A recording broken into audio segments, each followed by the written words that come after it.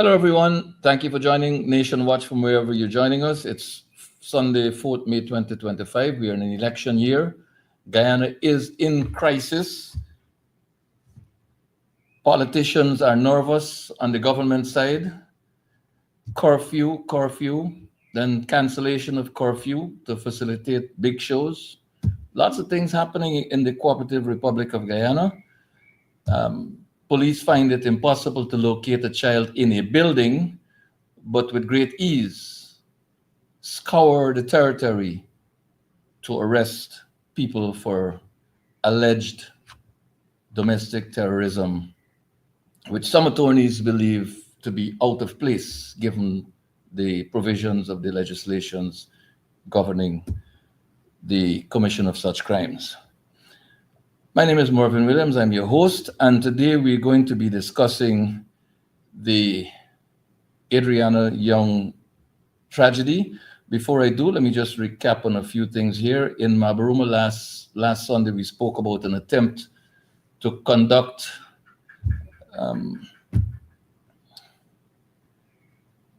a cremation in Maruma, dangerously close to homes, and on top of a recently excavated surface where victims of cholera were buried years and years ago.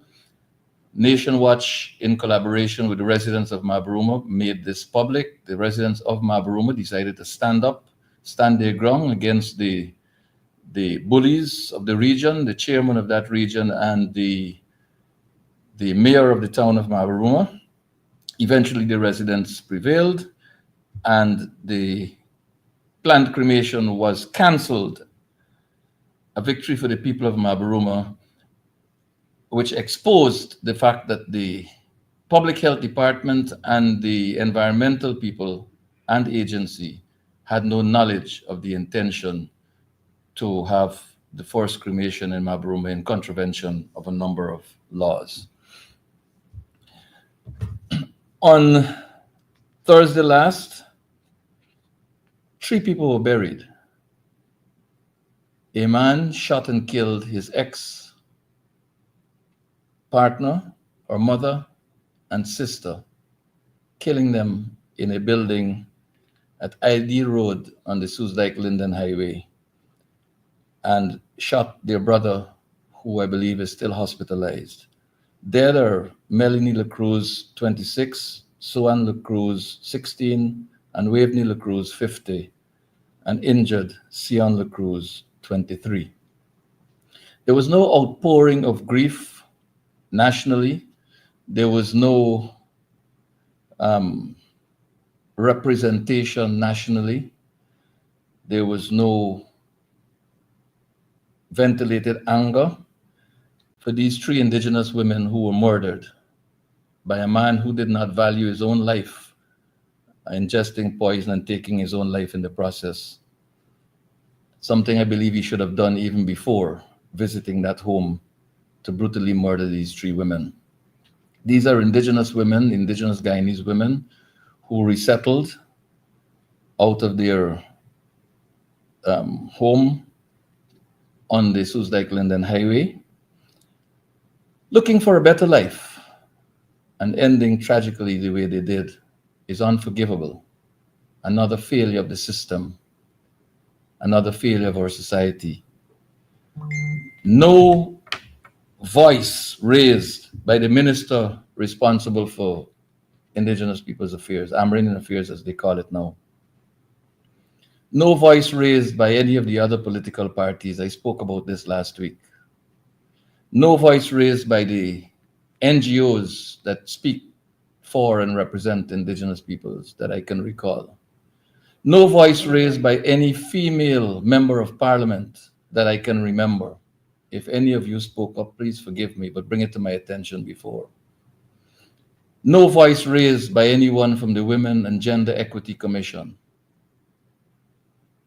No statement that I can recall from the Guyana Human Rights Association. No condemnation from Thursday's Ramblers. Nothing, no voice. Is it because these are indigenous peoples that they are treated as insignificant? These are questions Guyanese need to answer going forward.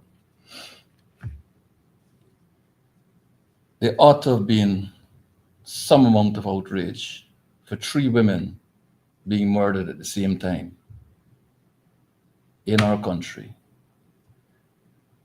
We're going to be discussing Adriana Young, an 11-year-old girl who suffered similar fate under gruesome circumstances. Our women and our girls are in danger in this country. Our society is failing us, is failing them, and there's much that we can do about it. But before we are in a position to do anything about it, we must first have an understanding of what's happening around us. My guests today are persons who can clear a lot of issues up for us. Mr. Paul Slow, CCH DSM, retired Assistant Commissioner of Police and former chairman of the Police Service Commission. Mr. Slow, I believe, held and perhaps still holds two records. One for the youngest ever commissioner, assistant commissioner of police to be appointed in Guyana, and two, the longest serving assistant commissioner of police in Guyana. Mr. Slow may be able to correct me on those observations. My second guest is Dr. Dexter Todd, an expert in forensic science and attorney at law, practicing attorney at law in Guyana. He is the deputy director of IDEM UK, which is a body that is accredited universally, um, having to do with forensic science, investigation, presentation, and prosecution of evidence. Gentlemen, welcome to Nation Watch and thank you for joining me. Thank you for having me, Marvin. Thank you so much for having me as well, and good afternoon to your viewers.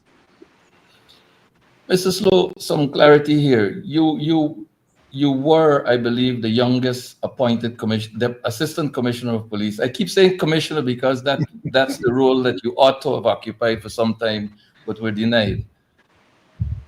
Were you the youngest appointed ever, or were you the youngest appointed at that time? Well, it might very well be at that time. I'm not sure. I've not perused the record to determine if at the time it was appointed, whether I was the youngest ever. But the other part, as the longest serving, I believe you're accurate with that because I served in that rank for over 11 years. Yes. Having been denied rightful and justified promotion. Dr. Todd, you are, and you have been traveling the world recently, um, dealing with a number of workshops, seminars, making lots of presentation, leading conversations in your particular field of specialty. Give us a small background piece on the work that you have been doing in this area. Well, thank you so much. Interestingly, I received my training, my practical training. I did my theoretical training over about three years and something ago, and then I traveled to Ghana, where I was trained by some of the best forensic experts in the continent. Now, I being trained as the only Caribbean person at that time, I felt that it was important that I bring the training to Guyana. I brought that training to Guyana, and we have about 17 persons who are trained in Guyana with the basic training in forensic investigations, including police officers, attorneys at law, and we have about two medical doctors who are trained. Um, from that, I was promoted last year to the deputy global president of the association. And since then, we have been embarking on training s- lawyers, prosecutors, judges, magistrates in the area of forensic investigations. And we have just completed one in Cameroon. and that was well attended because we Cameroon demonstrated its support for the importance of this type of knowledge, and so we had, of course, the main provision being made by the Prime Minister of Cameroon, and then we had a number of ministers of government. We had the Minister of State all the way from Nigeria, who flew and spent all 3 days with us, and went back with a number of initiatives in which they will improve not only the police force, but they will improve, and this I'm talking about the investigative arm of the police force there. But of course, they would look at embarking on sending this training throughout the judiciary there. And so I believe Africa has seen the importance of this, and I would hope that we would catch on in Guyana and see the need to have this knowledge shared, because we're seeing the number of missteps, I would call it. I'm sure my senior Mr. Slow will have a harsher word for what we are seeing in terms of investigation in criminal matters in Guyana. Thank you for that. And Mr. Slow, you have well over 30 years experience in actual policing, and perhaps closer to 40 years in law enforcement as a career, even post policing. And so you bring to this conversation a lot of experience. Perhaps you can give us a slight little background there as well. Well, actually, 37 years as a policeman, 37 years. And after that, I continued in the security environment. And I have maintained an active interest in security, policing, investigations, and all of that. I've been fortunate to be, I'm a graduate of the FBI Academy. I'm also a graduate of the Police Staff College in the United Kingdom. So, yes, I've served in many areas in Guyana, commander of, as it was then, A Division, B Division, D Division, the Tactical Services Unit, Head of Operations, Traffic Chief. So as a Presidential Guard. So I've been around. I've been around the block on a few occasions. So I think I'm qualified to make certain comments as it relates to policing, investigation, and the like. Excellent. So let's get into this conversation. A child is with her family in a public place. The child is separated from her family at about 1:30. After some time, the police were notified because efforts to find the child proved futile. The police eventually visit that public place at a time when relatives and supporters of the family assembled out of concern for the safety and well-being of that 11-year-old girl. The girl is known to be a swimmer, is not known to have been in the pool. The police show up. The family members ask the police for assistance in searching the premises to locate this child. The feedback we got is that persons were denied access to the building, and the police decided to maintain a presence which persons present at the location felt was a posture to protect the building and to protect those who operated from within the building. The police say that the pool was searched in the afternoon. They say the pool was searched in the night. There's video footage available to show that the pool was clear. There was no person or any other object present in the pool, according to the video footage. The deepest part of the pool is 8 feet. The water is clear. The tiles appear to be blue, giving the water the appearance of being blue. You saw in the video clearly there was nothing at the bottom. But by the morning of the next day, while people kept vigil outside, while people prevented vehicles from exiting the premises. On the morning of the following day, the body of 11-year-old Adriana Young was seen floating in the pool with cotton balls stuffed in both nostrils. Mr. Slope, tell us a bit about police response to matters such as these and police response to this particular matter, and help us understand what may have gone wrong in terms of crime scene management. Well, let me say that everything went wrong in terms of crime scene management because let's understand you have a report of a missing person. This is not a regular missing person report because the regular missing person report, someone will come to say that Mary Smith or Ari or someone was missing and they don't know where they were. They might even give you the information as to where they were last seen, what color clothes they were wearing, a description, a general description. That's a routine regular missing person. This was not a routine regular missing person report because the child was at a particular location at a particular time, and the suspicion at the time of receiving the report, or the suspicion the time the report was being made, is that this child was still on the premises. I say that as a beginning to say, therefore, the routine action that the police would have taken in a regular missing person report could not have, should not have been taken in this matter. It required an immediate galvanizing of resources to search that place. It also required, and I think this is one of the egregious things too, you don't know what has happened to the child. You don't know who is the suspect, if any foul play. So therefore, everyone has to be a suspect at that point. No one should be allowed to leave. No one should, no one should be allowed to enter. No one should be allowed to leave. You have to immediately adopt a posture to make sure that that place is secured.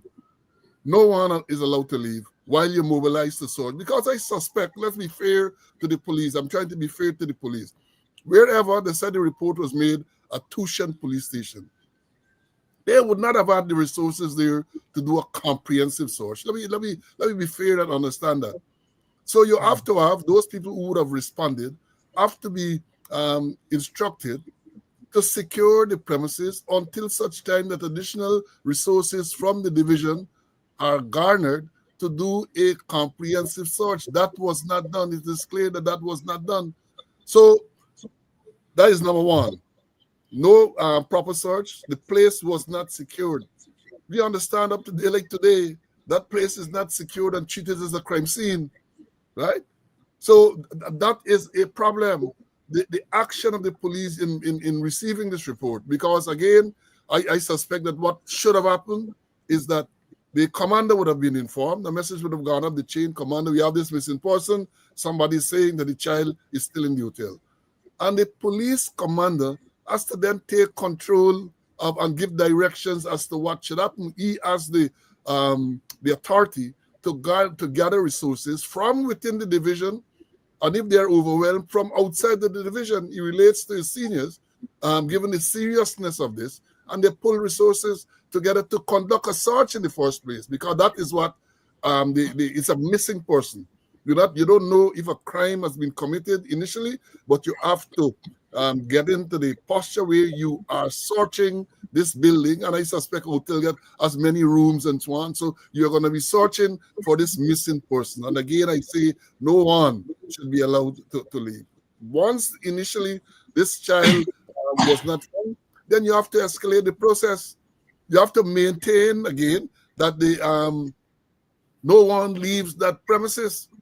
And when you got your resources, you have to go through the process of start getting information of who are the people who are there, where last she was seen, because each and every individual in that premises would have had to be questioned to determine who may have last seen her, where they would have seen her, and the like. And then a red flag too, a red flag as a police investigator, as a senior police command. I want to see the video recording. I want to see the CCTV footage. Oh, the CCTV cameras are not working. That should have aroused suspicion immediately. How do you have a facility like that where all these people are and something has happened and you're saying that the CCTV cameras are not working? Red flag, which should have caused you to be even more suspicious and even more determined to make sure that the proper search was done. So I leave it there for now. Um, I want to stick with you on a one smaller point here, please, Mr. Slow. The CCTV cameras were not working. However, a subsequent social media expose brought out information suggesting that someone had removed cash from the premises and was caught on camera. This is Yes, after the problem started and the fire started. I saw that. So I suspect what you're saying, that it wasn't working at that particular time, but somehow they were able to get it working to discover that theft of. Yeah, so all of that leads to serious questions. And again, I say this all came about because the police did not take the necessary action from the beginning. That is it. That is the issue. I know the sad part of we up to now we do not know what time this child, the time of death. We know from information that the child might have been around there up to about 2 o'clock, I think, or something like that. And then, so you don't know the time of death. And I'm saying, therefore, that all the time the police failed to search when they were responding, the child could have been alive.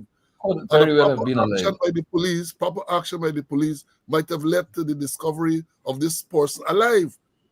So all of these are factors to be taken into consideration. Which brings me to Dr. Todd's area. Dr. Todd, when this child's body was lifted out of that pool by her father, the video we saw was the video of a child whose body apparently had started to suffer the effects of rigor mortis. She did not look as limp as somebody who was just injured or died. And we saw clearly, not froth, or froth as we say, but cotton balls stuffed in both her nostrils. The body was removed. There was no preservation of the pool area. There was no report of samples of water being taken from the pool. There was no evidence of any gathering of any forensic evidence whatsoever. Help us understand what ought to have been done and how that would have helped investigators in this matter, prosecutors in this matter, um, going forward. Thank you, Mr. Williams. Now, I believe falling back on what Mr. Slow said was important, how the investigators treated the report in the first place. We have gone past that and we've gone to the stage now where you have found a body.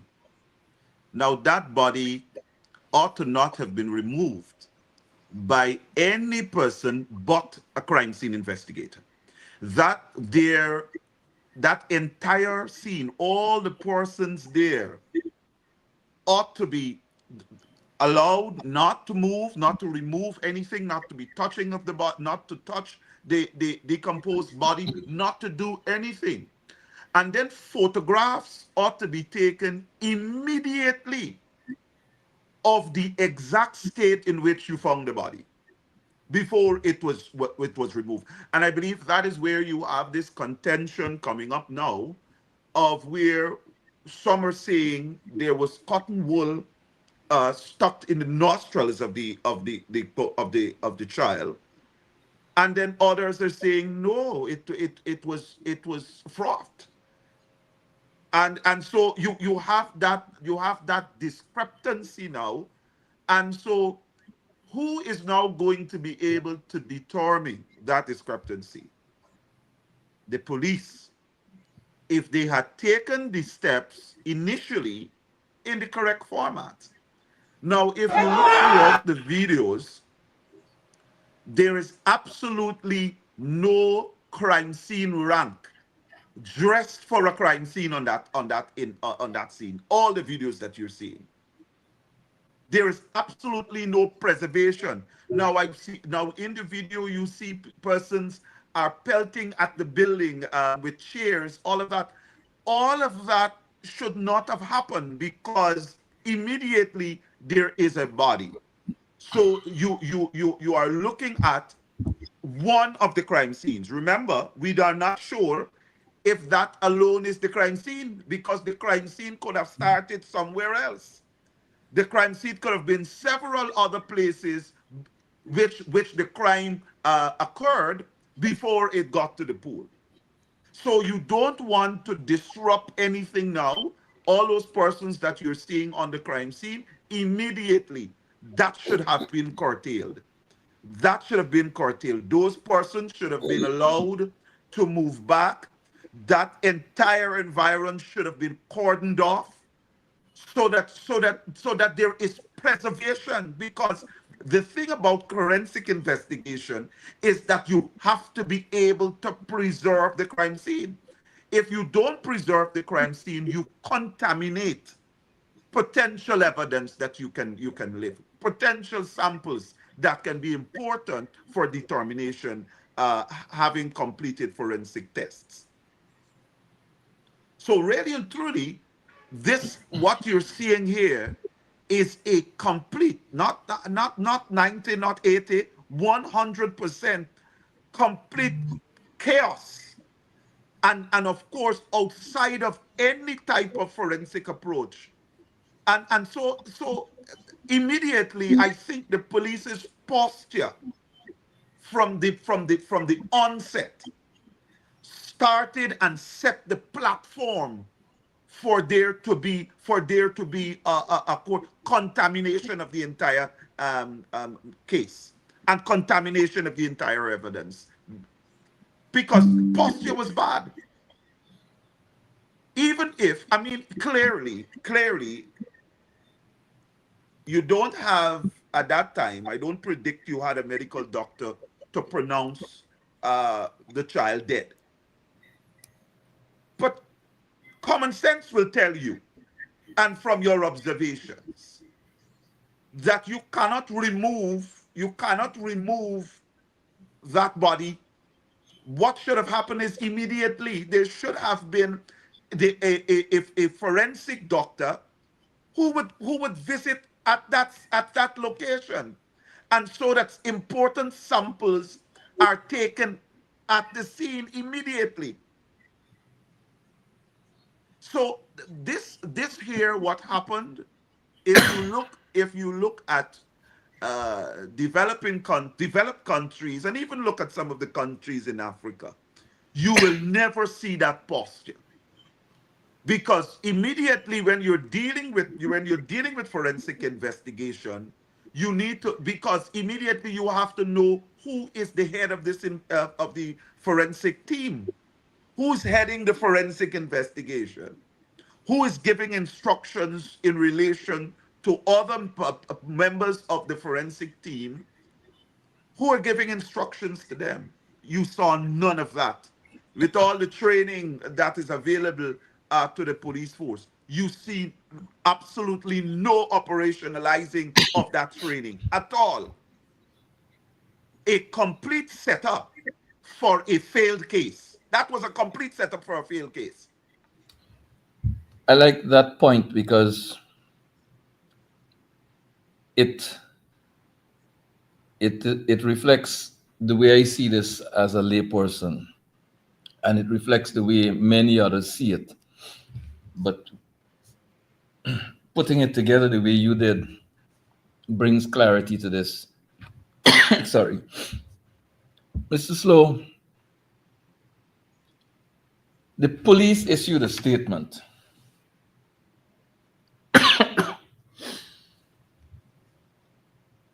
The statement said that there is video evidence of this child entering a motor car, complete with a description of the motor vehicle make, model, registration number, color, everything.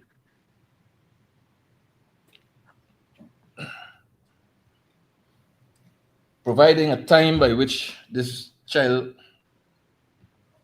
supposedly left this location and this vehicle. The police came back later on to say that that statement contained errors. It appears to me that this erroneous and misleading statement is what is responsible more than anything else for the chaos that erupted at Tushan on that day. Some people believe that it was deliberately misleading in order to get persons to focus their attention on the west bank of the Marara. Some people believe that it was blatant incompetence by the police. The police, for its part, said that this error occurred. Later on, much later on, days later, the police said that it was a civilian employee in the operations room that was responsible. This civilian employee purportedly inserted the wrong date into the search system and allegedly came up with what he or she came up with. Is it a case of incompetence, or is it a case of calculated conduct aiming at cover-up? Mr. Slow, your take. Yeah, thanks. Let me say this. Let me go back a little to the time the body was discovered, as explained by Dr. Todd. Now, and again, I want to try my best to give the police whatever little leeway might be available.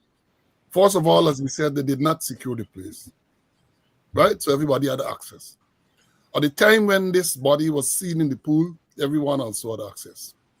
Now, I don't think we can fault the father for jumping into the pool and removing the body as he did. Can't fault him, right? The emotion kicked in. That is what he had to do. I say, if the police had taken the correct action, that would not have happened.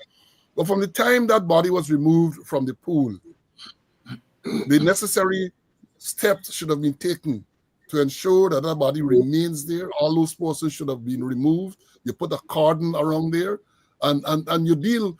The people from the photographic branch would have been summoned or should have been summoned to come there and to take photographs, close up for our photograph. That is what they're trained to do.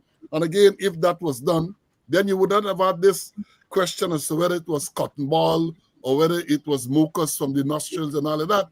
Because I'm sure any competent crime scene photographer would have ensured that all of those things were taken. The discoloration of the skin and all of those things would have been taken.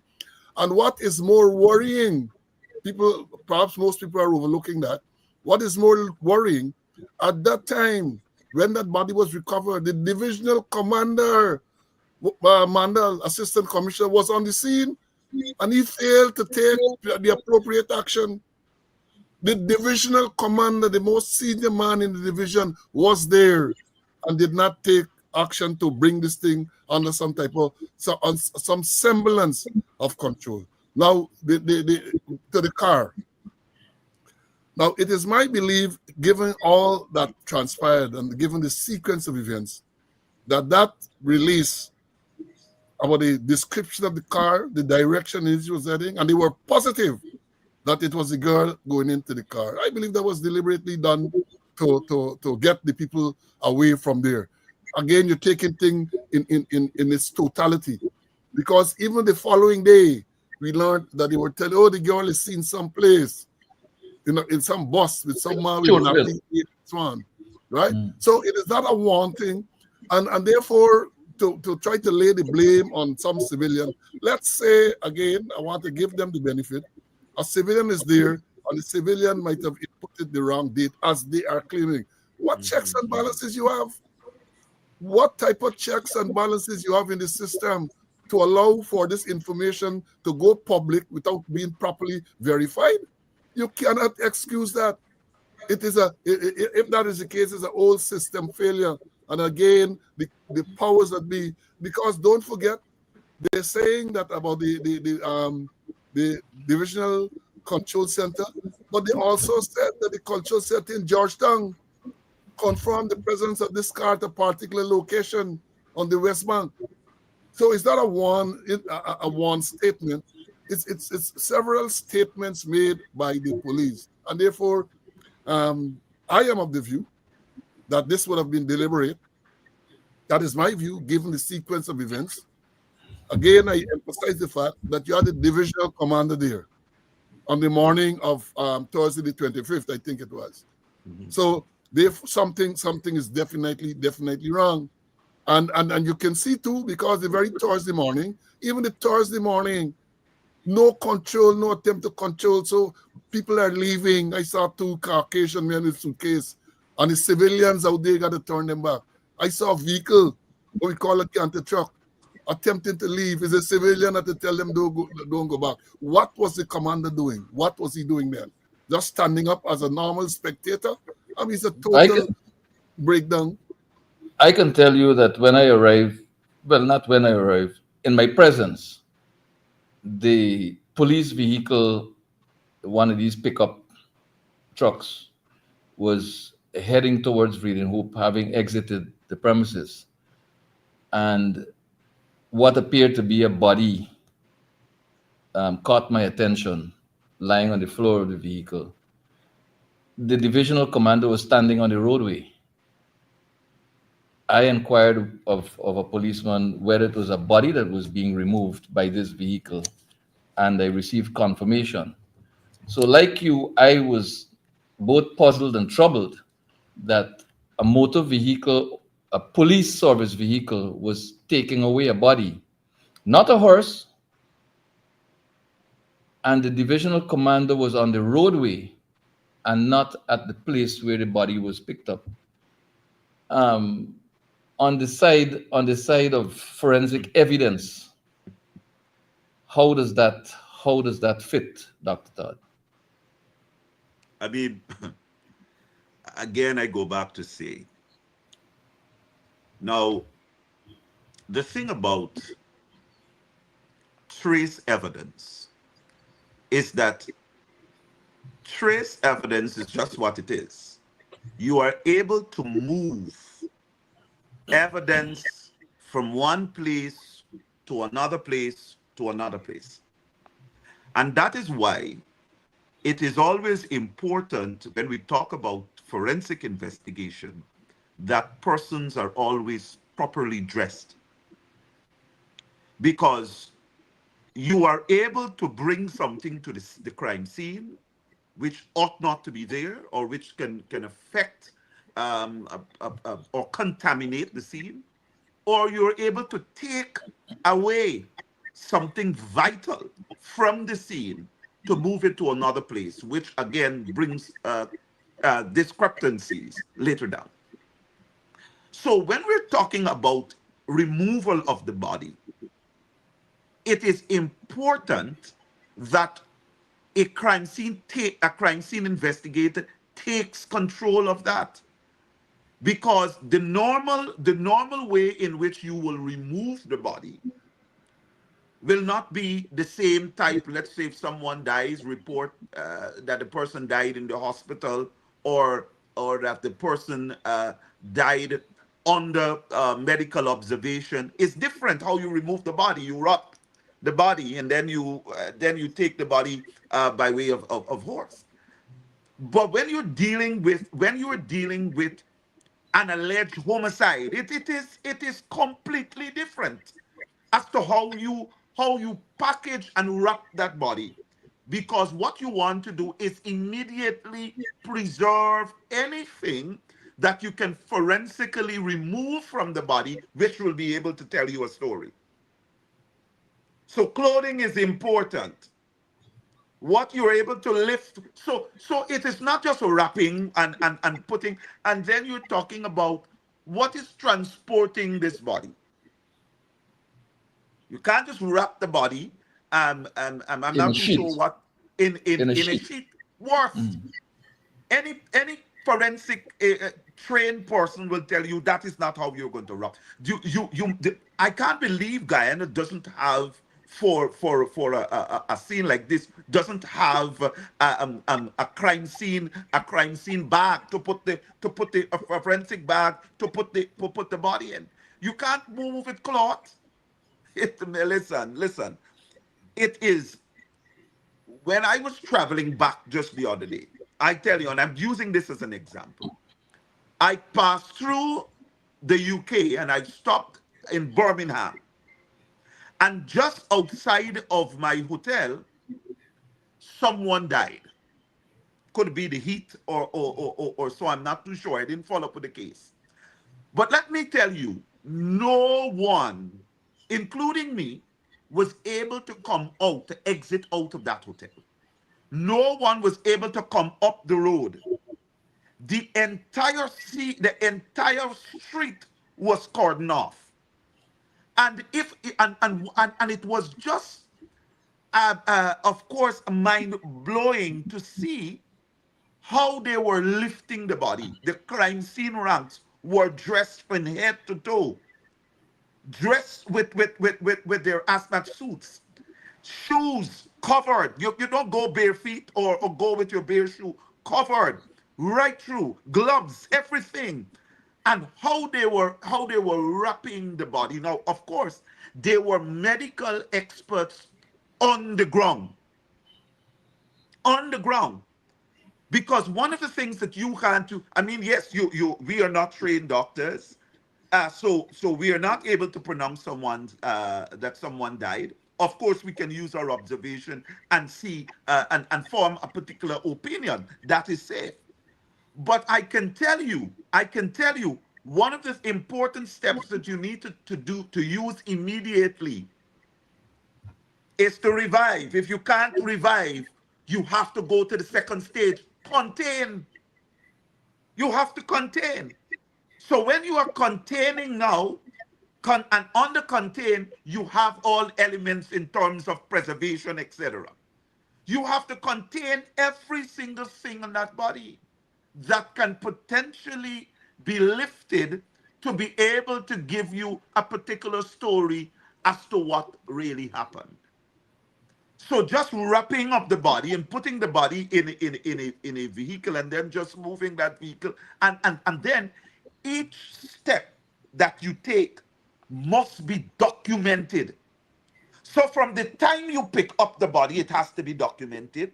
From the time the body is wrapped, it has to be documented. And when I'm talking about documented, I'm not talking about writing, I'm talking about photographing of each and every step. And the person who is doing that, from the time the person goes into the wrapped and goes into a vehicle, that is also documented.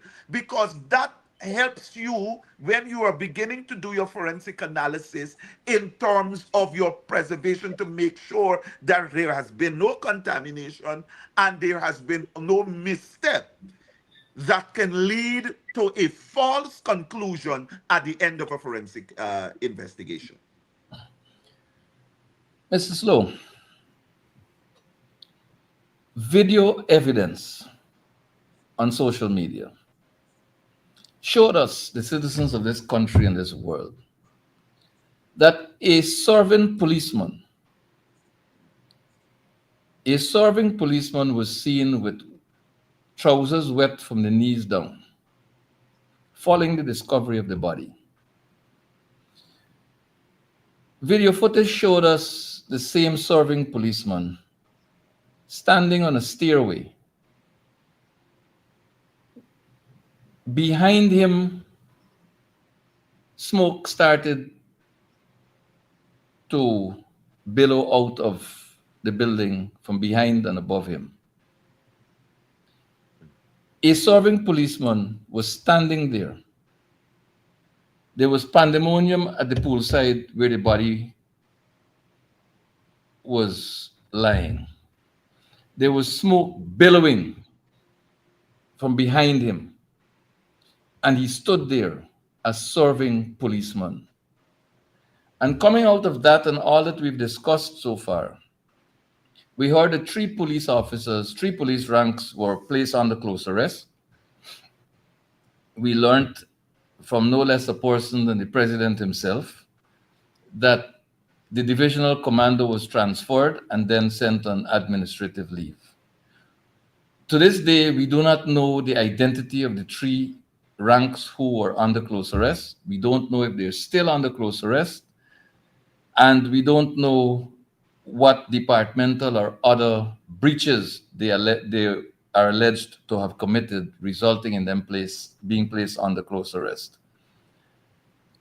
Talk to us, Mr. Slow, about this particular set of events. Yes, let me say this. I saw the video because I suspect almost every single Guyanese with a phone or access to the internet would have seen the video or some of those videos that you referenced. Not only was this person, I don't know the person, they claim that he's a policeman, so I defer to that, standing on the veranda. And I think what you failed to mention is that the video first showed that he went into the very room. Yes. And at the time when he went there, there was no evidence of any smoke or any fire. But shortly after he exited, but he was on his knees by some bedside or the other. So smoke started to billow from that particular room. And then he was so casual as he came and he came down the steps and all this. It leads to a lot of suspicion. It leads to a lot of suspicion. And then the release that 3 persons were placed under close arrest. Up to now, they have not said who those persons were, which again leads to a lot of suspicion. Then I saw over the past 2 days a report which says that 2 men were relieved of duty, 2 policemen were relieved from their duty, and people conclude, based on the comments, that means they were dismissed. I am not too sure about that. The word dismissed was never used. They say they were relieved. That can mean a lot of things.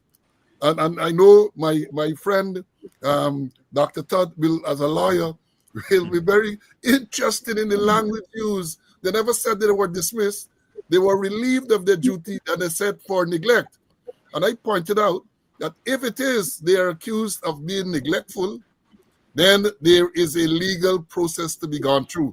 There is a Police Discipline Act, Chapter 17:01, and I know it very well because I taught it and I lectured and I do all of that. I practice it. Section 4E1 of the Police Discipline Act, Chapter 17:1, says that if you fail to do anything which is your duty as a member of the force to do, that is a neglect. So, and then there's a process. You have to go through a process and have these people face some type of disciplinary trial if it is a dismissal. So I caution all those who are jumping to say, oh, they read the thing. I think it was in Kaicho News and elsewhere. Policemen relieved of their duty, and they say, well, they said dismissed. But the statement from the police, which I have with me, said that they were relieved of their duty. And we have not heard anything more. Why were they relieved of their duty? What were they accused of? The thing said neglect. What neglect? You can't just say neglect. You got to say in that you failed to do a particular act that you are required to do as your duty. So I am cautioning that when you see these words, and that is why we come and speaking out, and we analyze and we read between the lines. So up to now, we have not heard who these people are. They said 3, and then they spoke about 2 being relieved from duty. What happened to the next man? No one, they're not telling us. I see this is part of the problem in this whole thing. Up to today, like today, we had the Linden incident. We had this issue with this young girl. The man in charge of the force, the commissioner of police, has not said a single word.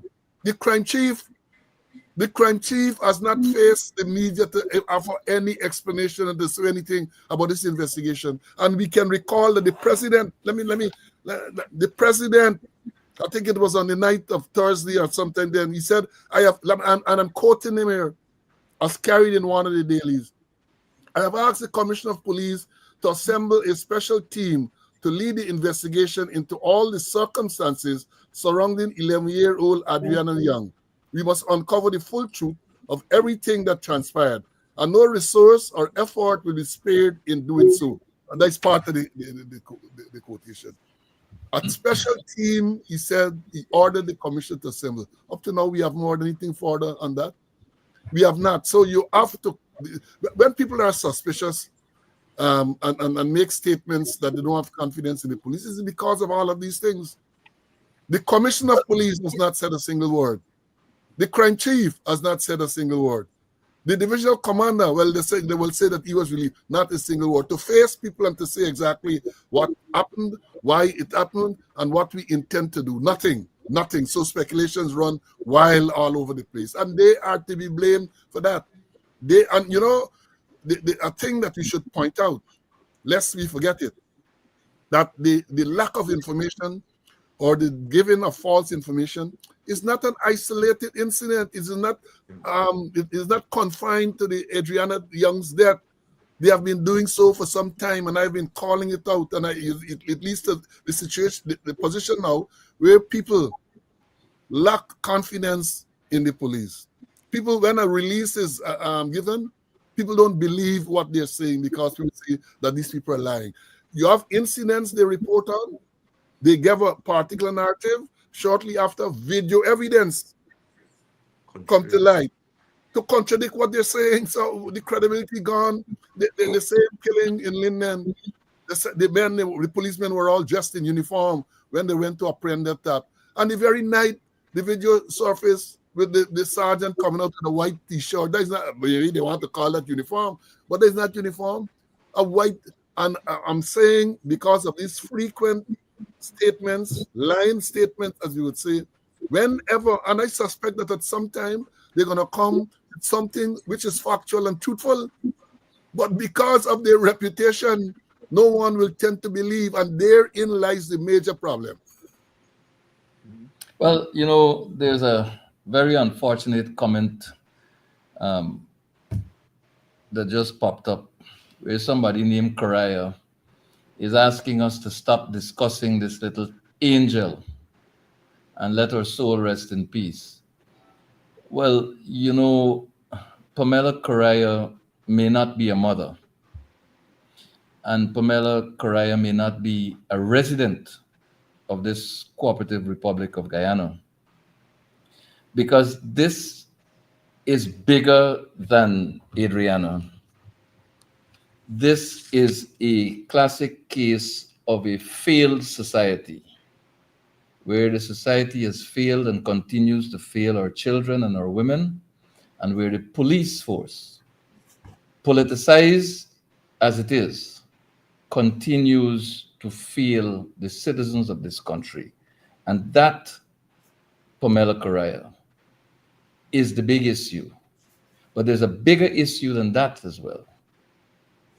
The issue of an incompetent regime that has deliberately politicized the Guyana police force, that has deliberately done things to make the lives of citizens untenable in this country, that deliberately enriches the 1% and suffers the majority, that discriminates against the citizens of this country along ethnic and political lines, that suppresses, persecutes, and prosecutes people that they perceive to be opponents of the government or the governing party, the People's Progressive Party. That, Pamela Correa, is the problem in this country. And it is bigger than you. It is bigger than me. It is bigger than all of us. And this tragedy involving this little child has brought to the fore all of those issues that affect us as a nation, Pamela Correa.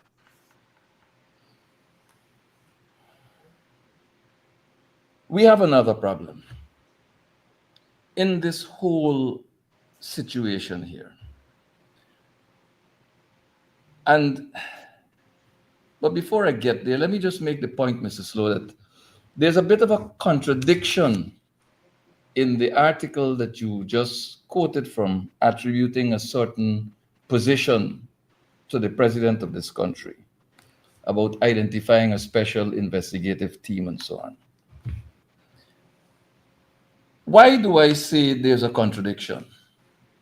And Pamela Correa, you've stirred me up just a little bit. I may be indebted to you.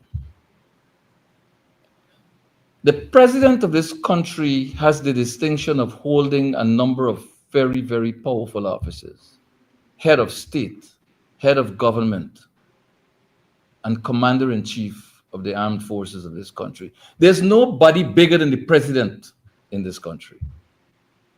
There's nobody that you can go to as a referee if you're offended by the president, or if you feel the president has taken a particular decision, I suppose with the exception of the Supreme Court. It was Mr. Ali who, following the autopsy, and I want to get to the autopsy,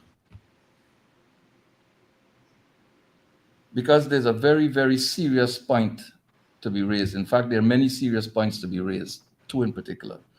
Well, Mr. Ali said to this nation that the autopsy said that the cause of death was drowning.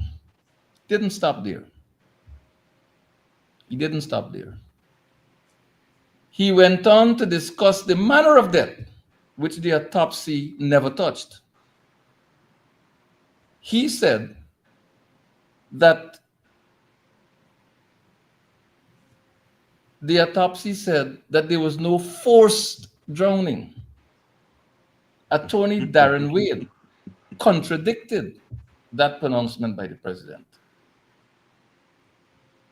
In essence, what the president was saying is that there was no murder.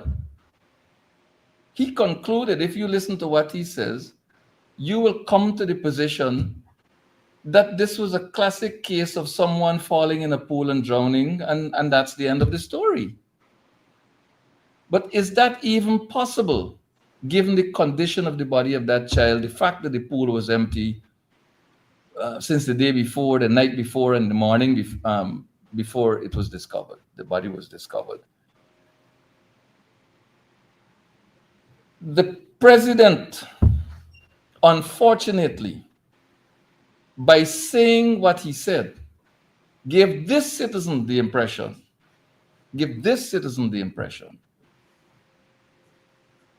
that he has come to some conclusions. And I would love for the president to tell all of Guyana what it is he premises his conclusion on. But we'll get there. Dr. Todd, this one here, you'll have to help us with. Dr. Glenn Rudner, MD, was advertised as the person coming to do, as one of the team of 3 doctors coming to do this autopsy. The one whose picture was publicized, we will show you it on screen. So when Dr. Glenn Rudner, MD, was introduced to the people of this country by way of media, can we get the picture of Dr. Rudner up on the screen, please? The first Dr. Rudner. No, the first one. That's the last one. The first one is a very youthful-looking Caucasian gentleman, very clean-cut and well presented. So this gentleman's picture appeared beside a picture of young Adriana as the pathologist, one of 3 coming to Guyana. But there's another aged Dr. Glenn Rudner that features. We haven't seen him here locally. This gentleman is also from New York, as the first gentleman we showed you. But when the actual autopsy was going to be done, a different Dr. Glenn Rudner MD from New York appeared. This gentleman. My question is, how can we be assured to any degree whatsoever that the Dr. Glenn Rudner, who was identified as the pathologist to come to Guyana, is the Dr. Glenn Rudner who actually came? Dr. Todd. That is some concern. Actually, this was brought to my attention only yesterday, and persons even in the diaspora were calling me and sending me um, this what they consider to be very alarming. And I would say the only thing I would say, I am not sure. I don't personally know the doctor, but I would say that it requires a little investigation, because if in fact we're dealing with a case of impersonation here, it even escalates this matter even further. Now I can tell you, we can have several persons carrying the same name. Oh, yes. The world is such that happens. Um, but I would want to think. I believe that this was one of the pathologists who was recommended by the lawyer and the family of the deceased. And so I think maybe some further conversations must be had to determine which one of the persons they really intended, and whether we have whether we are dealing with a situation whether the person that they intended to be the pathologist or one of the pathologists who would have conducted the investigations, whether we're dealing with a situation that they got someone else. So it raises some concerns, and I can tell you internationally, because even from some of the forensic pathologists who are watching on from the continent of Africa, they too are asking. I saw a number of messages even last night.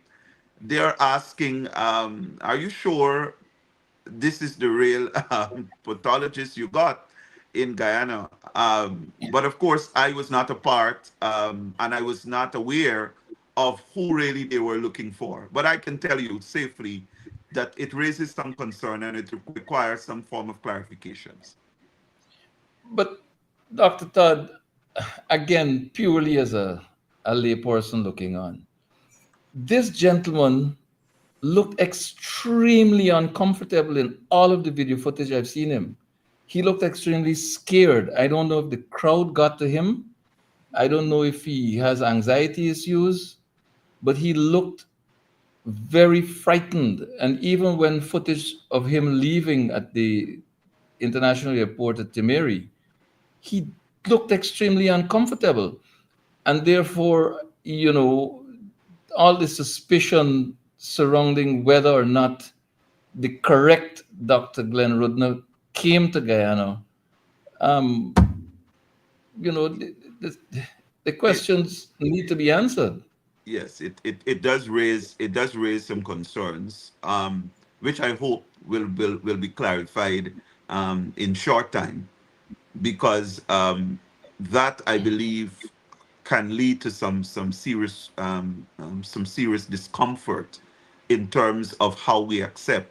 I did make a Facebook post uh, on the issue of a foot pathologist, and I did say that there is something called ethics in forensic science, and one of the benchmark foundation of that ethics is that once the science is correctly applied, the results must be the same if you have 40 specialists or experts conducting the same tests. And so because it is always the method, the method and the application always ought to be what is internationally recognized and accepted. So there were no fears in relation to what the outcomes can be. But that changes the position. If you are dealing with someone who came into Guyana who was not a person that was actually recommended, or the person that the family said they felt comfortable with, it raises some concern in relation to that entire process. And I hope that we will have some answers in relation to that. Mr. Slow, we're going to lean on you heavily here again. I have had experience with an autopsy before. And from my experience, I learned that a member, single member, sole member of the family, solitary member of the family, sorry, is required to witness the autopsy. The police is required to be present. I learned that generally it is a relative, a police officer, the pathologist, and his assistant or assistants. In this case, we learned that there were more than 20 government or state entities represented in this room. I gather that there were no less than 24 persons in the room who had absolutely nothing to do with the process. I learned that a number of them had cameras rolling and they came from different state agencies. Is this government overreach? Is it a case where because the actors were from state agencies that the police could not have maintained some level of um, order or proper management of that room in which this process was taking place? Is it usual for such a large number of persons to be in that room while this process is ongoing? How let me tell you what my experience is when you deal with post-mortem or autopsies. A relative is there to identify the body. Identify the body. Yeah. Let's understand it clearly, not to witness the process. A relative goes there and identifies the body. This is John Jones. And then that relative leaves from that immediate vicinity. In my And case, I did just that. I right, could stomach right, watching, even though I was right. invited to So, if I wanted. Yeah. well, if we had all of these people in as they're claiming, that is totally irregular. Totally irregular. The police is going to be there to witness the postmortem, and when we dealing with, and Dr. Todd will support me here, because you want the nexus. This is the policeman who is the investigator. In many cases, you would have had a conversation with the pathologist, that's the policeman, to tell him the circumstances under which the body was found, what theory you might be investigating, and all of that. You have that conversation with the pathologist, and then the pathologist does his work, his or her work. And at the end of that process, a report is given, right? And the police will then work, because it doesn't end there. Because again, if it's a homicide, then that policeman who witnessed the well, not only homicide, even causing death by dangerous driving, right? He has to be there at the burial. He has to be there at the burial. So because when time comes for him to go to court, that evidence has to be given. He witnessed the postmortem. This is the result of the postmortem. He also witnessed the burial, and he marked the place by its location. All of these are formalities, right, that are required. If therefore they add these number of persons there, government people in particular, it is highly irregular, and it should not have been allowed to take place. Highly irregular. Dr. Todd, let's talk about the evidence, its preservation, its value to an investigation against the backdrop of overpopulation, for want of a better expression, of the room in which the autopsy was being conducted. The whole question of evidential compromise, the question of, and there's another issue. There's another issue. But let's talk about this before we get to that. Let's stop here, Dr. Todd. The whole question Well, of the what happened in that room. now, one might want to argue that because of the publicity of this particular matter, various powers to be, or various persons or entities, were there to be able to observe and supervise. I mean, if you go back to argue how many cases do we have in Guyana where you have three pathologists conducting or observing the autopsy.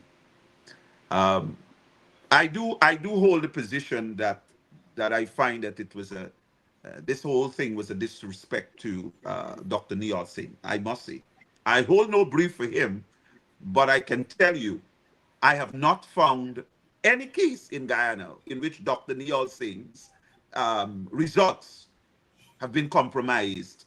Has always acted with great integrity. But let's put that aside. And he has more than 1,000 autopsies Of behind him. course, I don't understand why is this big rush, because I think Dr. Neil Singh's presence alone could have been enough to satisfy and not have all these other great numbers. But that's not my position or my opportunity to really dissect that at all. But the issue is here is how were those persons dressed? That's one issue, because there are particular gears that you have to wear in the autopsies room that you can't just allow your hair must be covered, because there are so many things. This is a forensic examination. This autopsy is a forensic one. It's not the normal for thing. But it was surprising that the persons were not properly geared up who were there. Now, I can tell you, the police investigator, let's say that there is someone there who is videoing the entire exercise. But to have this number of persons with taking, I mean, this is not, it's again, it's also insensitive, very insensitive, because you are dissecting a body in a forensic way, which is very detailed. All right. So I have some concerns in relation to how the reports have been made in relation to how that entire room was controlled. Control is very, very, very, very important. But then let me not jump you in relation to where you're getting in terms of findings, because that even brings a lot more concern in relation to how we interpreted that in this investigative process. Right. And I'm going to come right back at you, Dr. Todd, in 2 minutes. Mr. Slow, an autopsy was being conducted in a crowded room. In that room were at least 20 people who did not belong there. Some had cameras, the media was excluded. Medical professionals were working under that kind of pressure in the room, while outside there was a war zone with bullets being fired left, right, and center. And it appeared as though that was engineered. Why do I say that? I say that because the information coming to Nation Watch is that a security officer, a male security person from the hospital, punched a woman in the face at the hospital gate. And when her young son approached him to find out why he did that, he punched the son as well, allegedly. That resulted in persons trying to reach through the gate to apprehend this person who assaulted these two people. The report I received is that the woman was trying to gain access to the hospital for medical reasons.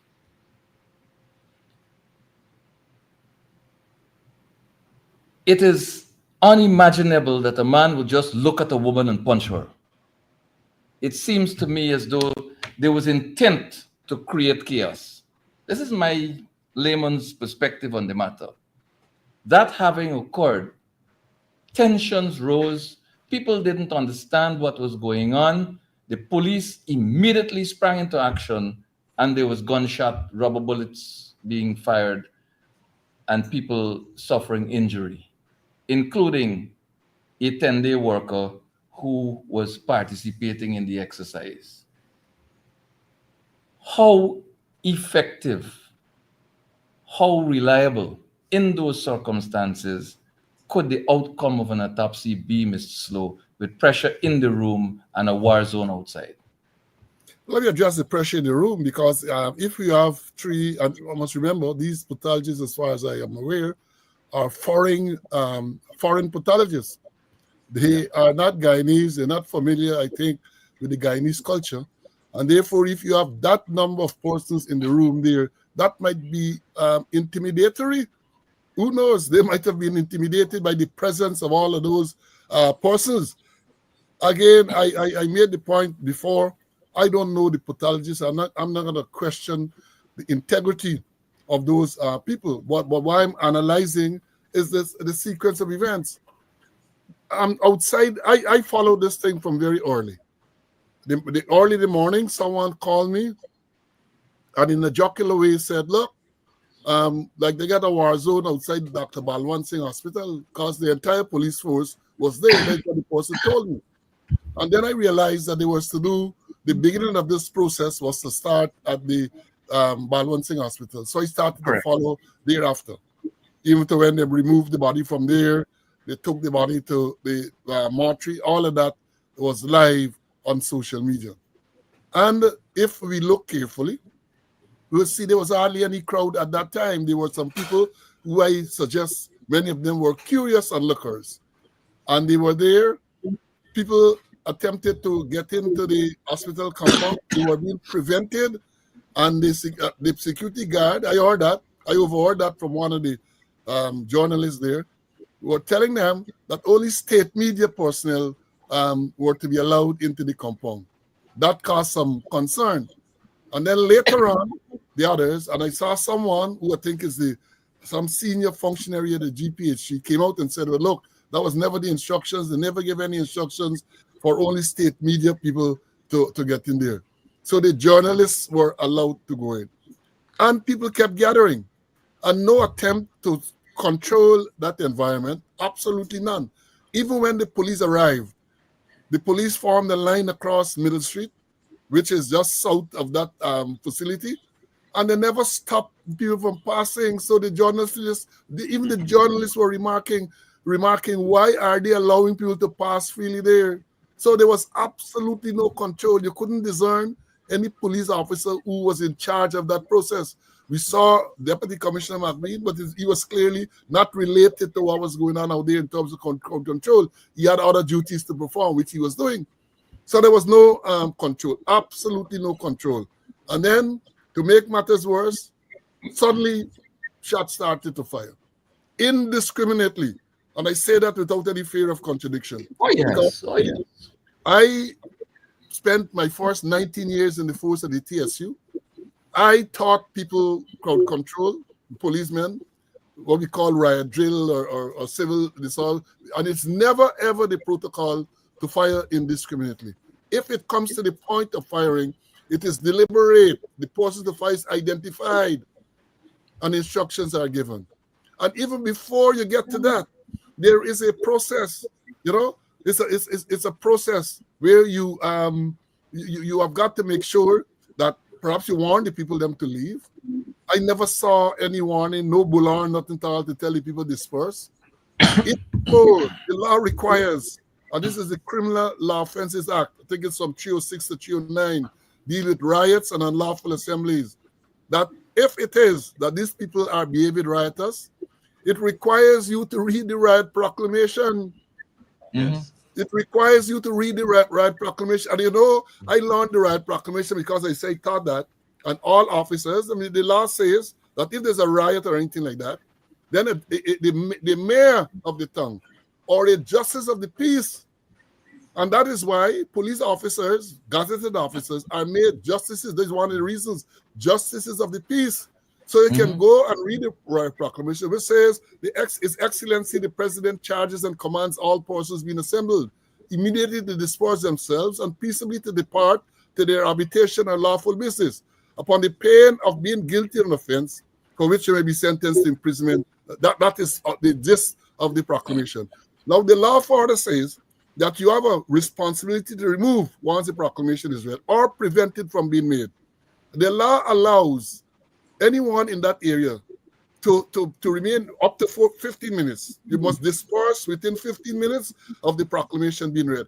But what we have there, no warning for people to move, no proclamation being read.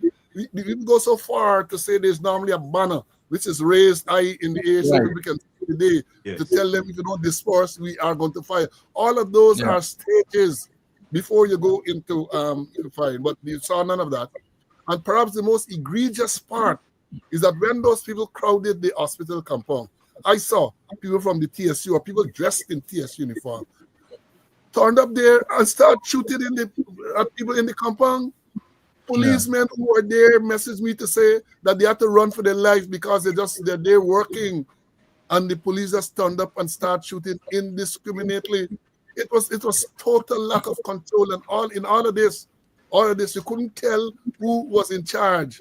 There was no evidence that somebody was in charge and taking control of these people. I heard that even the people on the ground weren't aware what was the policemen I'm referring to. These men were sent from police headquarters to clear the place. So they just turned up and they start shooting indiscriminately, Wild West. That is never, ever the process. You never, ever fire multiple shots. If it's pellets, if it's rubber bullets, they don't fire multiple. The protocol is the officer in charge will identify one of the persons to shoot and say one wrong fire. Because the intention is to disperse. The intention is to disperse the crowd, not to injure or maim or kill, disfigure or kill people. But you saw none of that. And I am saying again, as I have said repeatedly in the past, the blame lies squarely on the shoulders of the man who's in charge of the force. That's the Commissioner of Police. And let me say that before I give up the mic, so to speak. I predicted, and I made the point to some colleagues, I say, no, they're mishandling this thing because they ought to have anticipated that if a result of the postmortem examination did not, let's say, accord with what the people believe, especially they said, Drongden, you're likely to have a reaction.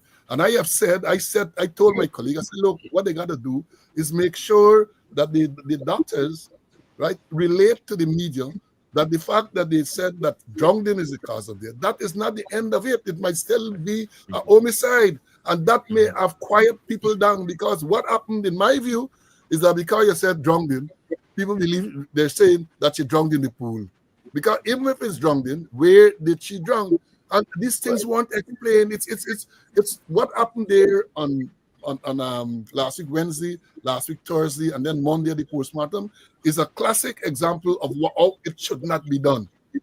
That is a classic how it should not be. That is everything. There's nothing that I can see in this whole thing that was correctly handled, not only by the police, but I would have thought the people of the Ministry of Health, in relation to the same release of the autopsy finding, that they would have had a role in it. But long after now, today, the Minister of Health, Dr. Frank Anthony, come out and now talking about the food. I mean, it's disingenuous. They did not do what they were supposed to do, and they have to share a lot of the blame for the mayhem that took place. But let's go to the expert, the ultimate, absolute expert. We go to a video clip here now. I believe we're borrowing this from News 9, News 9 News Break. Let's. Signs of physical and sexual trauma.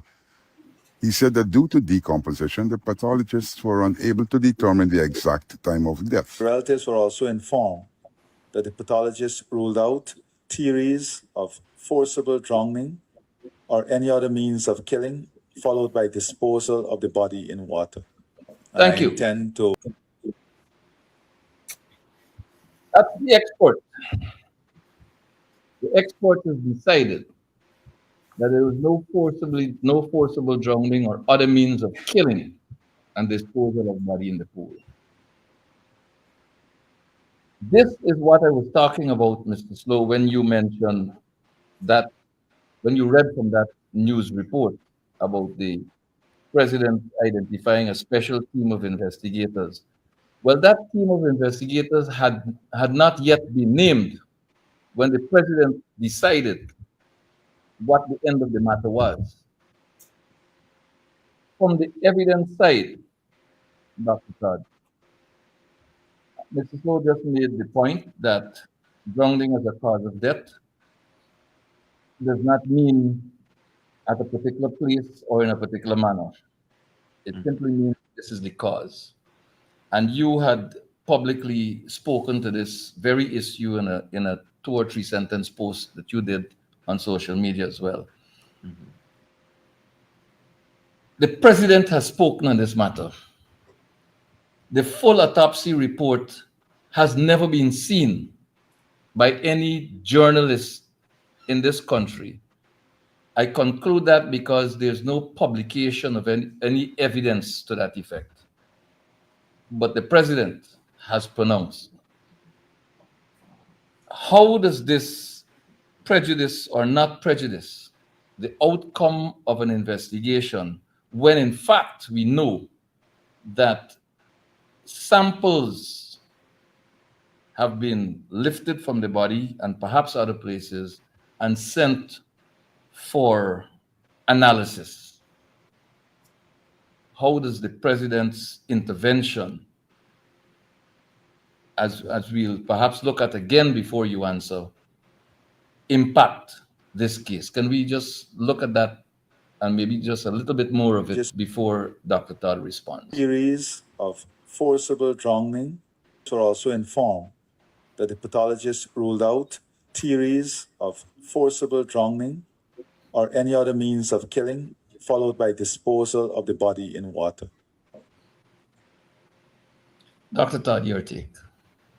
All right. So I think you mean the intention is to talk about forced drowning. Now, my understanding, and I think the pathologists were very careful in identifying that these were preliminary results, and the completed exercise or the autopsy had not been our final report had not been handed over to the relevant authorities, and therefore it would have been quite premature to suggest that we're not dealing with a case of forced drowning. Now, when we're dealing with the cause of death, medically or forensically, we don't say drowning. We say asphyxia. And this was of course led by drowning, because you're looking at where the airways, the person's clearly is not able to breathe, and of course so. And I go back to what my senior Mrs. Slow said. Where really did the drowning occur? Was this girl, she drowned in the pool? Did this incident happen somewhere else, and was her body brought and moved to the pool? Now, these are all areas that an investigator is going to need to clear up. And that's why that leads us to what is called the manner of death. You couldn't, even if you did not see signs, and I don't want to bore you a bit with various signs that you will see in terms of the positioning of the body, and one of the notable exercises that the forensic pathologists, when dealing with drowning, is definitely going to examine a lot the fingers, because we tend to use our hands a lot in terms of if someone is fighting, either where you can see signs of struggle. I mean, forensically, signs of struggle is always sometimes seen through examination of one's finger, nails, and so forth.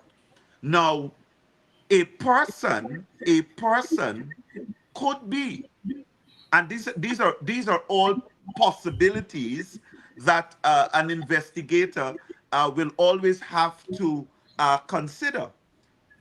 Any careful investigator does not narrow your investigation.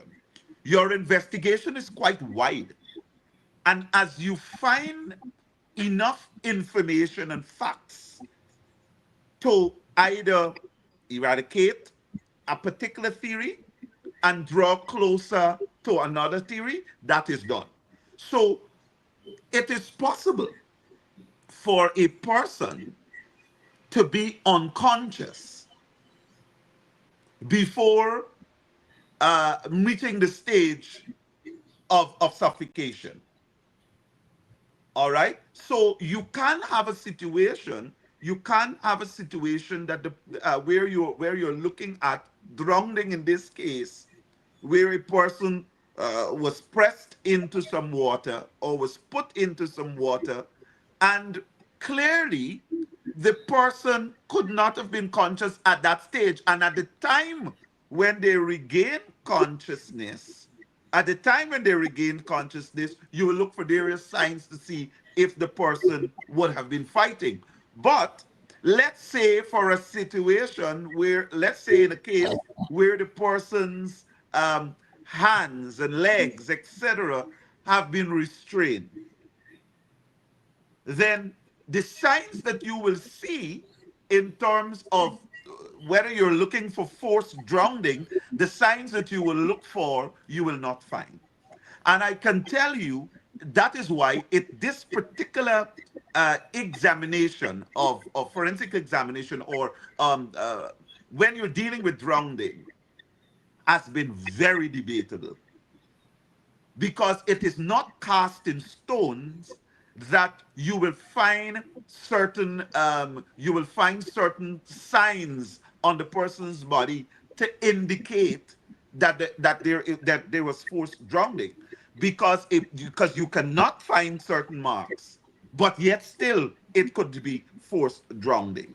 So it depends on really the situation.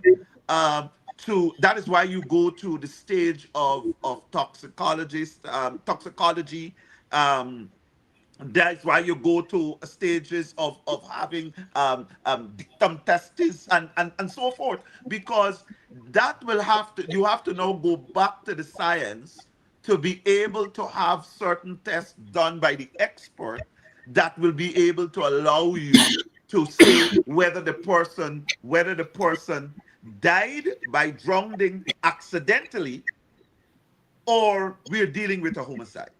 So in a nutshell, what you have from the pathologist examination, it was too early to rule out whether you're still dealing with a case of a homicide. It is too early. So you'll have to wait until all those tests have returned, and then you will be able to make a certain pronouncement. But at this stage, it's quite early. So to say that we're not dealing with the case, or it was ruled out, a pathologist cannot rule out forced drowning by just a physical, because what you had there is a physical examination of the body. You had not had lab test results attached to that. So the only thing in this autopsy that you had is really they scanned the body, to ensure that there were no broken bones, and then they did a physical test. No person can look at a physical body. Now, discoloration, let's say when you're doing the dissection and you take out certain organs, now the discoloration of it, because of experience of a pathologist, he might suggest to you what likely you're looking at. But I may tell you, and I stand to defend this to the end. You will not be able to say what is in the blood of someone without the right tests. And so to pronounce that we're not dealing with a stage of forced drowning was quite premature, very premature. Well, Mr. Ali Let, came let, let me over. let me let me just add. Let me just add there before Marvin, before you Sure, continue. The sure, point sure. is, as far as I know, as far the doctors never made such a pronouncement.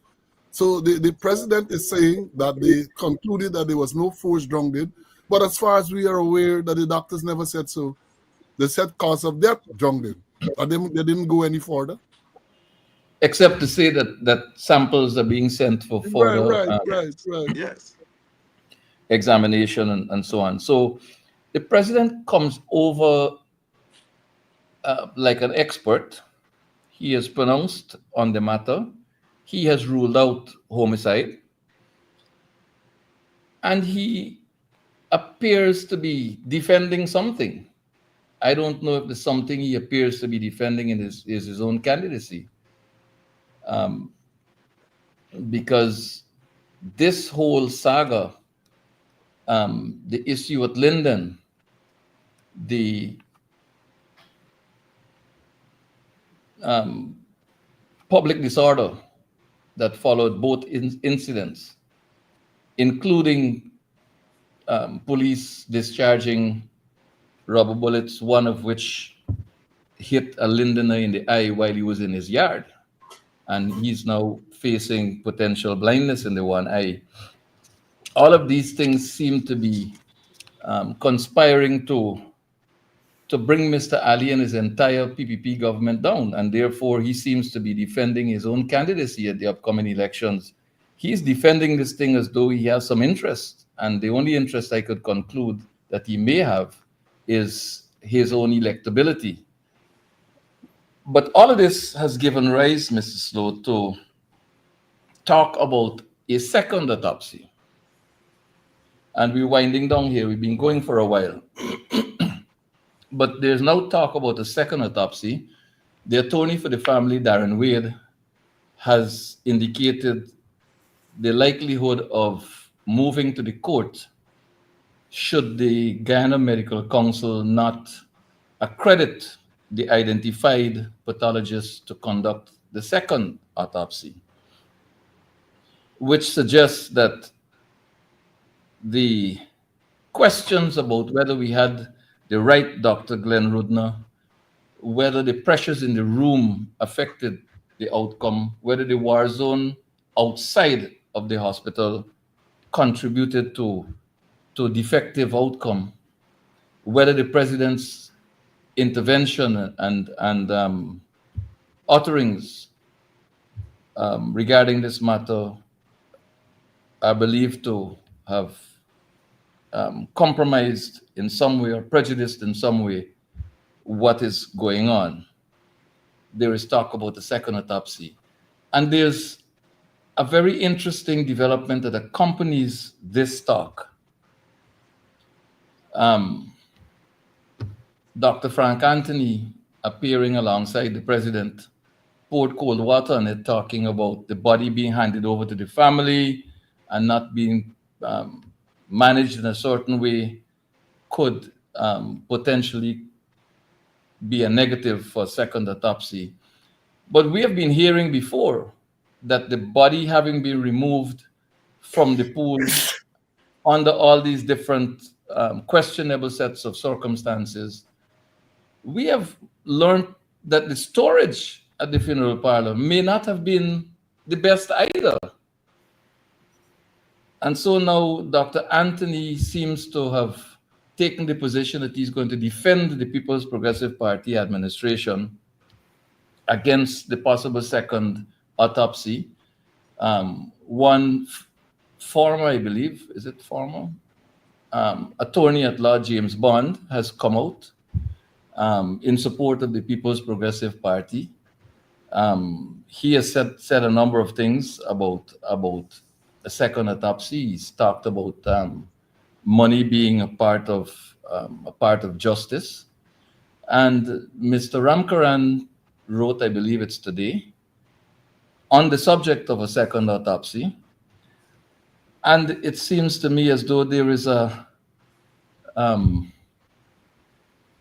mustering going on here, Mr. Slow, around the People's Progressive Party as relatives and the attorney for the family talk about a second autopsy.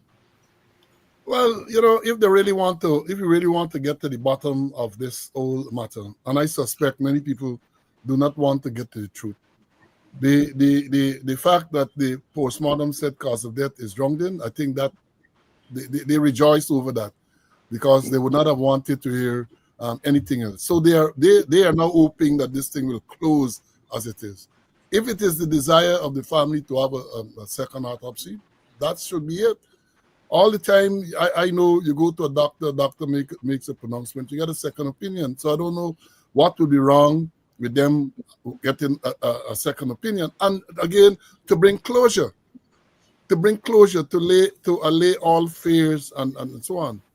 The process should be as elaborate as it should be, to make sure that at the end of the day, a lot of the skeptics are satisfied that the proper process was gone through. Let me say this. No matter what you do, no matter how many autopsies you have, there are going to be a section of the population that is never going to be satisfied. All because of what transpired before, the way the police dealt with this and all of that. They're going to always be suspicious. Going back to the statement made by the president, I said this on another program, I think it was yesterday, that a vacuum was created where you have the commissioner of police, the crime chief, they have remained silent. Because any pronouncement about investigation, any pronouncement of that sort should have been made by the commissioner, the crime chief, not the president. The president inserts himself into this thing, and therefore it clouds, and they're the ones who say, oh, this thing should not be political. The mere fact that the president is commenting on the cause of death and so on, instead of the commissioner, instead of the crime chief, instead of the pathologist, even instead of the minister of health, he has made it political. And don't forget, you know, we talk about the president saying that. Don't forget, previous to that, the vice president said that this is murder. The vice president said on one of his programs that it is murder. That's before the postmortem. So you have all these experts who can pronounce on whether it's murder or not murder, and now the president comes to make another pronouncement. All they're doing is casting more doubt on the entire process. That is all that they're doing, because all they're seeing is politics. All they are seeing is politics. And let me understand this. This thing is wider than Adriana Young. You see people all across. I saw something today naming some of the countries where they have had protests, countries and cities all around. People who do not even know the girl, people do not even know the family, because the circumstances surrounding her death and the clear attempt to cover up and collude and all that by the police has given cause of concern. And some people talking about collusion, I take it a stage further, because I am saying that given what happened there and the fact that the police would have issued a statement to try to deflect and to try to create some type of other impression, I say it might even get to the stage of them being, one or more of them being accessory after the fact of murder. Because the law says that if you try to cover up, or if you try to, you're an accessory, you're not just negligent, you're an accessory to a crime. So I would wish, and that is why we say, if they really want to get to the bottom of this, let's bring in international investigators, because I do not believe that the police force, the Guyana police force, has the competency to properly investigate this matter. And let me say too, they like to default to the RSS.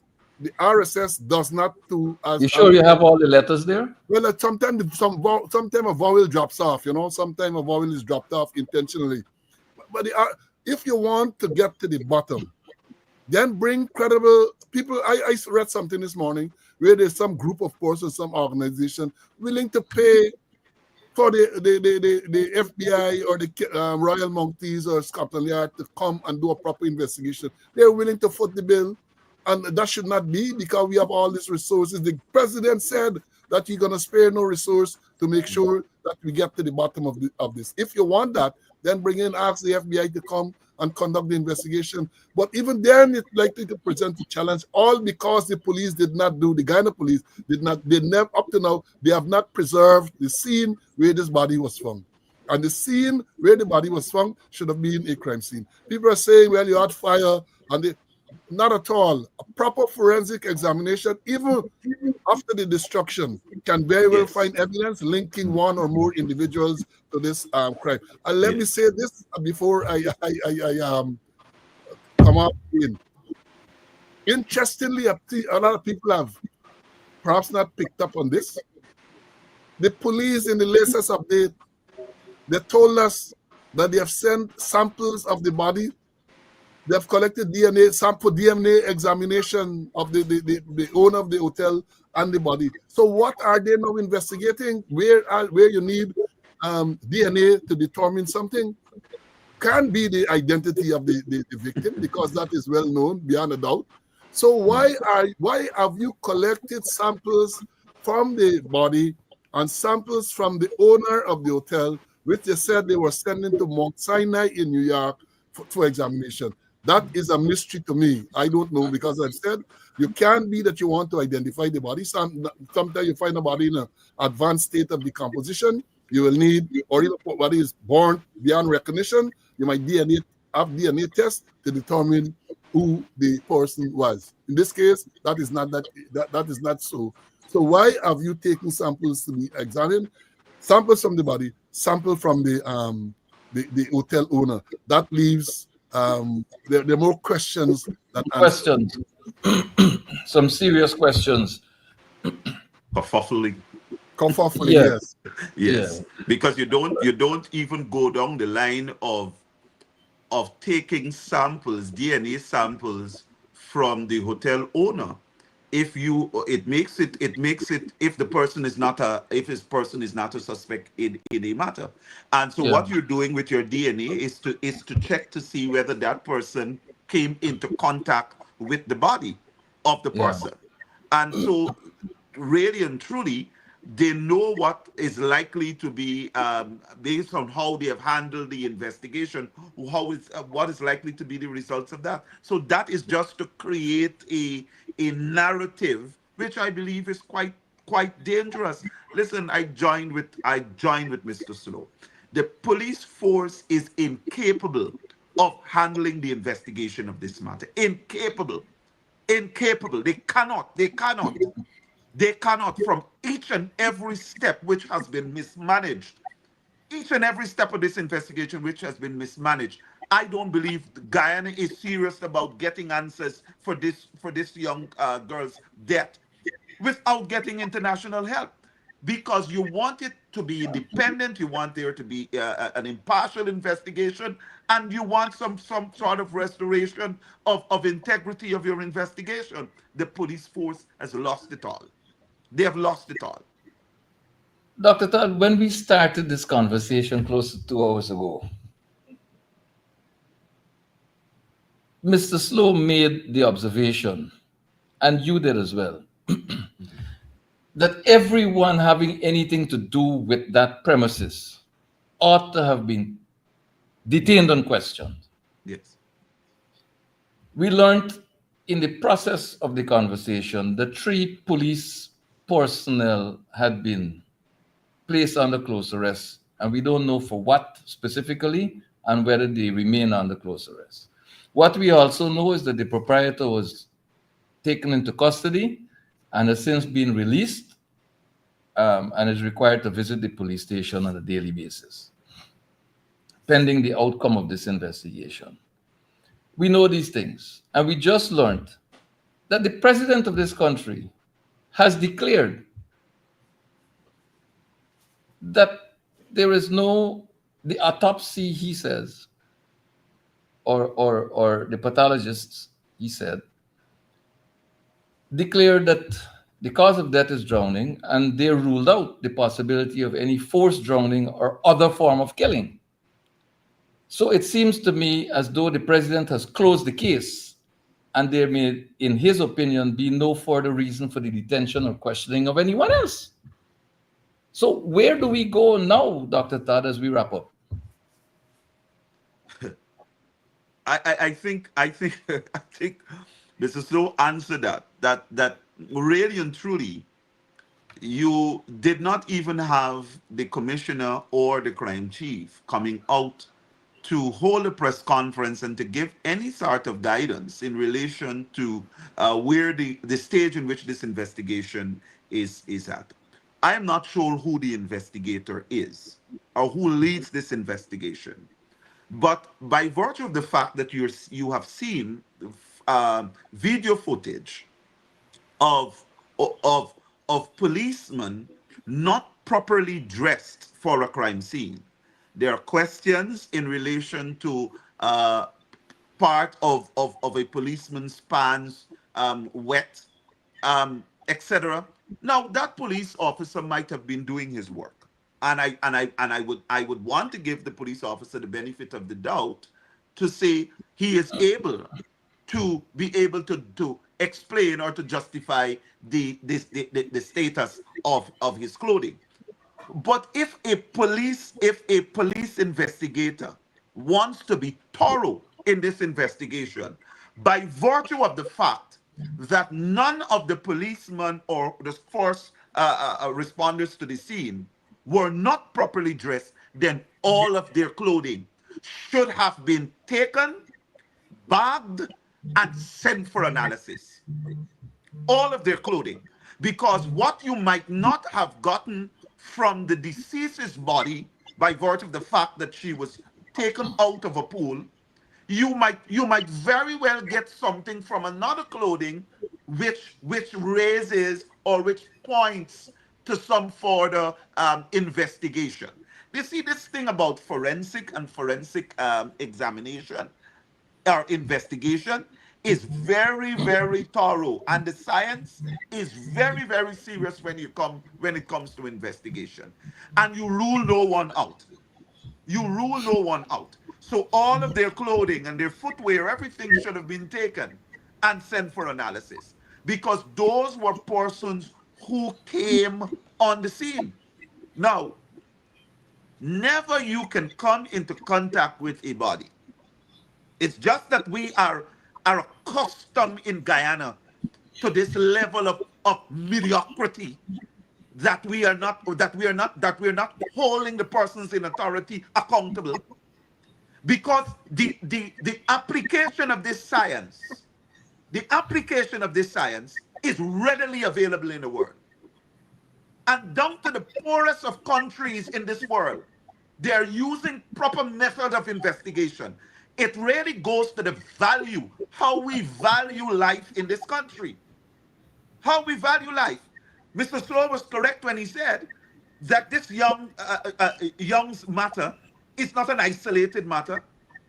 It is a pattern of how we have been treating deaths in this country. That we are callous with the investigation. That we depend, and if you look at case laws and what is happening in the court, 90 or 85% of the cases are moving away from this what you call alleged I see witnesses, and they are moving to have the applied science to this matter, because forensic science cannot lie; it connects to you. And so this type of where what has happened in this term to this investigation and the fact that the place was burnt, yes, it might affect the extent of how you were able to traverse the crime scene, but it does not affect It does not affect a proper scoping, combing of and analyzing of that alleged crime scene. To this day, that place has not been cordoned off as a crime scene. To this day, no police has said no persons are barred from going there. You're seeing photographs left, right, and center all over social media are showing different position of the building and rooms and access and all of that. Absolutely nothing. How are they able to get that? That should have been revealed through or after the crime scene would have been properly analyzed and open to the public. So it just gives us the idea that the police force was not serious about a proper investigation of this matter. Could not be serious. Mr. Slow, the final one for you here. We've been at this for a while. Yes, we have been at it for a while. And let me say this, to support what Dr. Todd has said. In my training at the FBI Academy, they taught us there's this, what we call the Locard theory of transfer, which says that as you sit there now, Dr. Todd and Marv, when you get up from where you're sitting, elements, fibers from your clothing will be Here from transferred your to head. where you're sitting. And fibers from that chair or whatever you're sitting on will be transferred to your clothing. So it's a vice versa process. Your clothing is going to be transferred to the chair, and the chair elements or fibers from the chair is going to be transferred. The Locard theory of transfer. And they say that when you're doing a investigation of a crime scene, that is one of the things that you need to take into consideration. So you bag those things for forensic analysis, and it might surprise you what type of evidence is revealed there. They never did that. In terms of the destruction or partial destruction of the building, evidence is still there. I made mention of the Oklahoma bombing when Timothy McVeigh loaded a vehicle with a rented vehicle, I think it was, with explosive and detonated in that building, bringing the whole building down. FBI combed through that and were able to find evidence linking McVeigh to this crime. He was tried, sentenced to death, and executed. I remind them too of the Lockerbie bombing. I think it was Panam 103, many, many years ago, where a terrorist bomb brought down that plane over Lockerbie, Scotland. They say in the training that this crime scene stretched through how many square miles? Square miles that crime scene stretched. And they searched and they searched and they searched the crime scene, and they were able to find a piece of an integrated circuit, no bigger than a fingernail. And from that, they were able to link where this bomb came from, all the way back, they link it to Libya. I'm saying this to emphasize that, look, even though you had all this damage, proper forensic examination might very well unearth evidence there, which will tell you who the perpetrator or perpetrators were. But here's my Yeah, sorry, go ahead. The recordings that they say camera not working, that too should have been seized. That would tell you when this thing stopped working. That would have supported whether what they were telling you is true or not. You seize the recorder, right? And you analyze the recorder. Even though they told you that, that might not have been so. But if you're investigating, you just don't accept what people tell you. That, look, this thing not working. You have got to investigate all of that. And that is why I continue to say that the police in Guyana do not have the capacity, do not have the experience, do not have the desire to get to the bottom of this investigation. They don't. They can't. And therefore, if you want something credible to be done, let's get the experts from overseas and let them do it. Only recently, the Attorney General and they're making statements about evidence in relation to the sanction, and that the things were handed over to the FBI in relation to people shot. Call them in and let them do a proper investigation. I am sure going through the right channels, I'm sure that can be facilitated. And if it's a question of cost, I'm sure the president made a statement that no cost will be no spared. resource. will be No spared. resources will be spared to get to it. So stop the talking, walk the walk. No only talk the talk, walk the walk. And let me end by saying, I'm happy for this opportunity. I've had several opportunities to continue to come and to enlighten people and to share experience, my experience, and what we say. Again, I say everything that should have gone wrong, either deliberately or otherwise, went wrong. I'm talking about the police action, not only the police action, even the action of the government officials, right? Well, I want Went I wrong. want to piggyback on your experience here in the final question I wanted to ask you. You have some experience with political interference in the police force. You were the victim of political interference in the police force. Here's a case where the president, commander-in-chief of the armed forces, has made a pronouncement on a matter. And we are here discussing how this investigation can be furthered and what are the best approaches, the employment of forensic science, and so on and so forth, and how best this could have been managed. But here is the president who has direct command of the police. In the absence of a statement from the crime chief or a press conference, in the absence of a press engagement by the commissioner of police, the president has spoken. And his conclusion is that based on the information he has, there's no forced drowning and there's no other form of killing. Do you sense that this, well, first the president said that others are making this thing political, but he has taken direct political control over the matter, the police, and every set of circumstance involved in this matter. Do you see this matter proceeding, given the president's position, given the government's apparent stance on the question of a second autopsy, and having regard to the fact that no one has yet been charged, and we still do not know the identity of the 3 police ranks who were reportedly under close arrest? Do you see this going anywhere? Well, short answer. The president has spoken. There's what we call a dog whistle.